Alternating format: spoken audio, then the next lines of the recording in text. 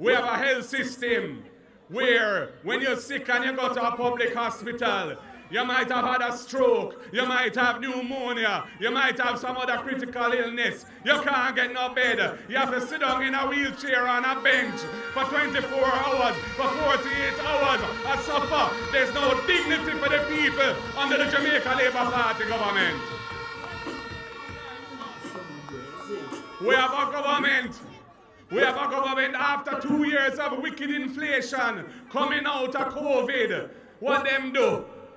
Then raise up the taxi and bus fare on the people. Now we know that the transport operators need an increase.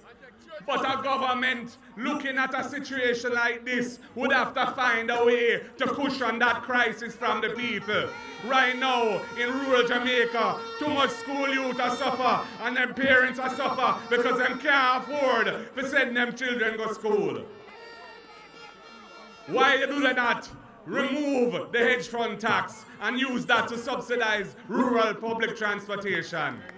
Why don't they cap the SCT tax on fuel and use the surplus to protect the consumer, the commuter, the person using public transport? This government is not thinking creatively in the interest of the people. They are too willing to unleash sufferation on the people. And that is why the people want to see change. Time come now.